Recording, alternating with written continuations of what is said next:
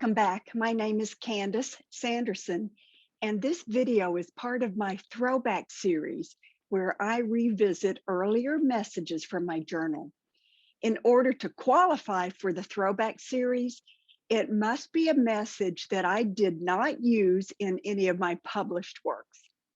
I'm starting at the front end of my journal, and it's been a lot of fun looking back at these earlier entries. I've learned so much since my opening to channeling in late August 2013. I'm going to share with you my journal entry from October 18th, 2013. The first thing I wrote was an aside remark. I had typed this before I actually recorded the message. I'm starting to understand how this works. A topic is brought up or suggested while I'm getting ready for work, and truth be told, a lot of times it happened when I was in the shower. When I get in the car to drive to work, I turn on my voice recorder and things just happen. It's interesting because now there are two different voices that are used. One is more authoritative and the other is gentler, almost philosophical. I had only been channeling for 7 weeks, and at this point, there were only two voices. Months later, there were so many voices. I was at the point where I didn't even ask who this was, but it seemed like every week a new messenger would come in. But at this stage of the game, with only 7 weeks of channeling under my belt, I was obviously so new at this. The messages do come through me, but I was not and am not what's called a trance channel. These energies do not take over me. I am fully cognizant when the messages arrive. And if you've read my books, you'll know that I began receiving messages on an early morning commute. So obviously I'm able to function like drive a car while I'm also communicating with the non-physical. So while the note says, I recognize two voices, this was still my voice, but not my words. The speech pattern, the phraseology was very different. Sometimes, however, my voice qualities might change. For example, when the angels speak, my voice becomes softer and gentler, but it was still me, my voice, my vocal cords. But on this day, I began to notice the difference in voice quality. When I say that one voice is gentler and almost philosophical, I'm pretty sure that's from the muses within. They use an easygoing and often lyrical language. And they were the first authors of the message I received about the flower, but I didn't realize that till 2 years later in 2015. So at this time, I'm unaware of who's behind this gentle voice. Now I know. But one of the suggested topics for the day was my ability to focus energy on specific areas. First, let me unpack this. Have you ever had an itch, but you couldn't scratch it? We all have. Maybe your hands are full, you're carrying boxes, and then all of a sudden your nose itches so bad, but you can't reach it because your hands are full. Well, several years ago, I discovered that I could zero in, I could target on a specific area of my body using my energy. And it was so intense that I could actually satisfy that itch on my nose without physically scratching it. So this is the ability the messengers are speaking about. So let's get to the message. This is October 18th, 2013, and I'm going to read verbatim from what I had dictated. This ability, talking about focusing energy on specific areas, is important in healing.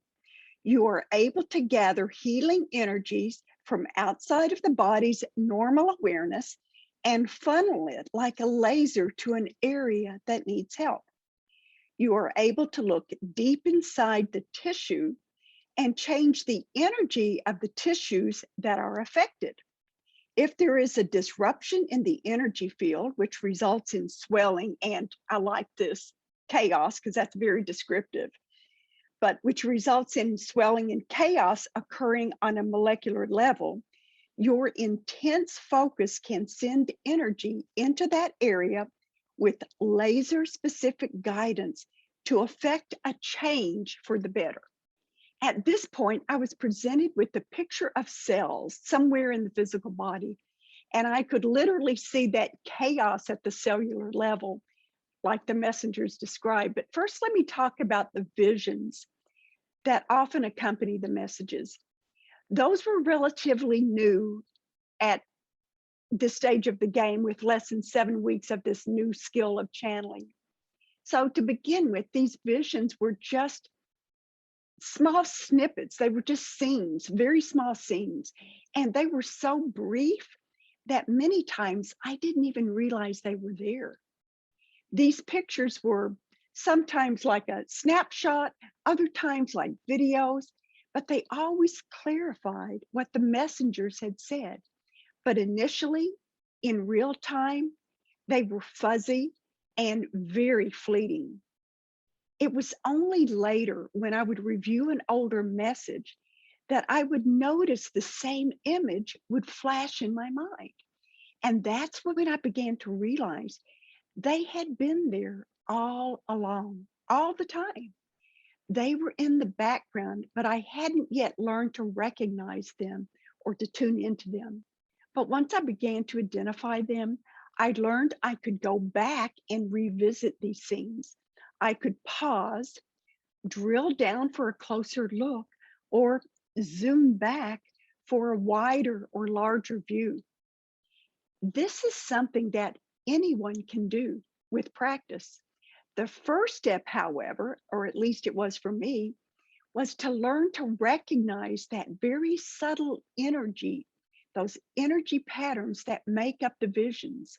I had to learn to pause whatever I was doing when they occurred, and I would just take a deep breath, and I would allow those energy frequencies to register in my awareness. Once I did that, I learned that taking that deep breath would give me just enough space for these images to sink in. I allowed them to unfold like a flower blooming in lapse time photography, very gentle. So the message continues. As you focus that energy, you are bringing in light energy from source and directing it toward the body and specific organ or areas involved. By sending energy with the laser-like focus, you change those cells on a molecular level. You disrupt energy blockages. You are able to see this and, more importantly, able to feel this on your skin. Knowing that you can feel this on your skin is a validation to you that it is working. You can use this type of energy on other people for healing. You do not need to feel the energy to trust that it's there. But for the people you work on, they often require that feedback. Many people are new to energy healing and do not totally trust unless they can feel something happening. When they feel the focused energy, then they do not need to trust. For now, they know that the process is indeed working. This will then increase their vibratory rate, for they will feel happier and better about their condition. So now we swing back to the original theme of being able to target specific areas of the body with just energy. In other words, learning to scratch those itches with your thoughts. It's true, though, what the messenger says. When you feel the energy, especially if you're new to all of this, then you can't help but acknowledge that it's working. Those familiar with Reiki and other forms of energy healing know that feeling the energy is not a prerequisite. Just because you don't feel anything doesn't mean that it is not working. But when you do feel it, how uplifting is that? It validates your experiences. And that validation brings a smile to their face. It's inspiring. And that puts the person in a field of higher vibrational patterns. So let me read the next two paragraphs. With the higher vibrations that are associated with happiness, their energy fields rise to finer and subtler vibratory rates, which then helps clear the energy blockages that causes the initial problem. This allows them more healing because their energy system is now in tuned, so in the same vibration as yours, it's now in tuned with yours and vibrating at a higher frequency. When they are at a higher frequency, then the blockages that created the dis-ease, begins to dissipate. It is with the dissipation of these energy blockages that the healing begins on a molecular level. This is something you can do on a much more precise level. This can be done remotely or directly. Okay, let's unpack this. As you engage in those subtler energy patterns of emotions like happiness and gratitude and love, everything literally becomes lighter.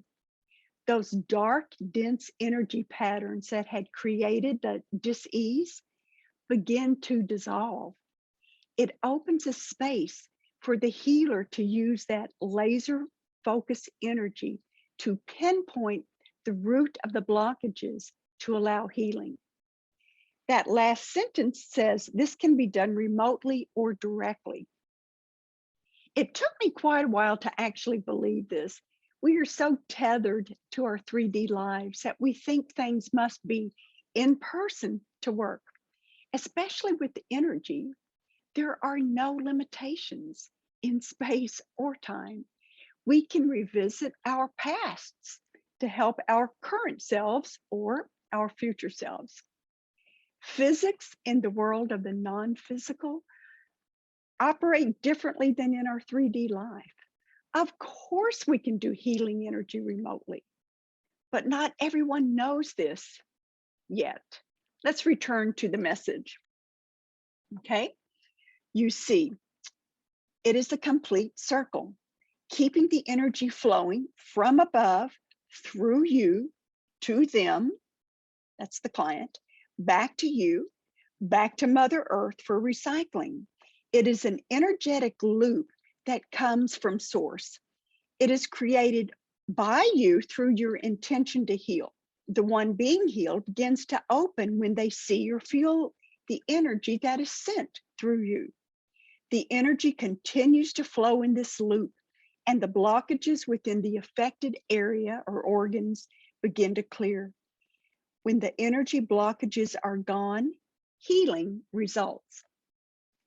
Now we're looking at the flow of energy, and we see that completed circle. Like with electricity, there must be a closed circuit for the electricity to flow.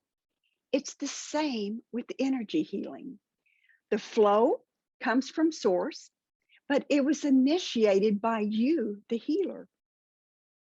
It is through our intentions to heal that sets this flow into motion. Back to the message. When the patient feels the energy, they acknowledge that it is indeed working. When they feel it working, their vibrations become lighter, thus allowing your laser focus to clear more specifically the energy blockages they have. That energy then comes back to you and through you to Mother Earth, where it is recycled and used again. We draw in the energy from source. It runs through us into the client. It starts to clear their blockages. And once that magic begins, that dislodged energy returns to us. We, of course, don't want to hold on to that energy. So we send those frequencies from the blockages back into Mother Earth. There, the energy is recycled.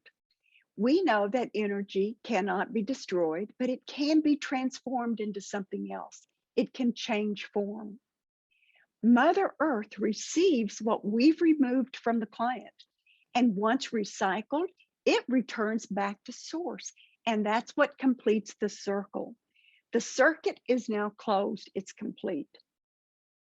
If the client feels what you're doing, it amps up the process. It makes it easier because they become more receptive. Hey, maybe there's really something to this after all, is what they're thinking. They're no longer just the receiver. Their higher vibrational patterns begin to actually assist in the healing process. And this ties into what the next paragraph says. You are able to do this healing, but the patient too must have responsibility. There is a reason why this organ was affected. There is a reason why there was a blockage and dis-ease to begin with. It is important for the patient to look at what they are holding back and learn to let go and to allow the energy to flow. It is with the flowing of energy, thus being connected to source, that is important for one's well-being. You may be a very important instrument and can be such in healing the physical body. It is up to the patient, however, to take this to a higher level and to effect a permanent change. We return to the importance of the one being healed. They need to take some responsibility in the process, something more than just allowing the energy to flow. If there is introspection, perhaps they can determine what they were blocking. Maybe they can find the why. The dis-ease, disease, stems from a blockage in the healthy flow of vibrant energy. What was the initial cause? How can they prevent another occurrence? So the client has a part to play, but now let's look at our part as the healer. It is through a team of light workers, such as yourself, that can also be instrumental in affecting healing for Mother Earth herself. You have become more enlightened, a beacon of light, allowing source energy to run through you and into Mother Earth, giving her the needed powers and comfort that she needs. Continue to do so. The message has now shifted gears, and it's shining a light on another aspect of this circle, this cycle of healing, Mother Earth. I did not realize that this energy helps with Earth's healing as well. The message indicates the energy from source comes to us and through the client's body. As it returns to us and then back to Earth, it seems that these patterns of disease ride on the original currents from source. And as these are released into Earth for transformation, our beautiful planet benefits. And as she uses her powers to transform these energies, she too receives benefit. Is it through the original frequencies of source? Maybe. Is it through the transformation, through that transformational process of those energies? Maybe. I don't know. It's too complex for me to understand. But I love the idea that more than just the client gets healed. As being a Reiki master, I know that I benefit when I do healing energy on other people. And in the same way, apparently, so does Mother Earth. So it's logical. Let me wrap up the message. You have been able to focus your energy on very specific parts of your body for many years. It is now time for you to begin to focus that energy now upon other people. It is with loving grace that we sign off for now. I hope you enjoyed this episode of my Throwback series. I really enjoy reading these older messages. It often gives me a different perspective. Like in this case, I had no idea that during healing, I knew we were helping ourselves when we were healing others, but I didn't realize the importance it held for Mother Earth. This also shows me how patient and diligent the messengers were in sharing the messages. Little by little, they shared words of wisdom that have really enriched my life. So if you like this episode, feel free to like it, rate it, give it a thumbs up. And I would always love to have more subscribers. So until next time, my mantra for this year is kindness matters. No matter what you're dealing with or who you're talking to or how you feel, if you respond to others with kindness, your life will improve. So until next time,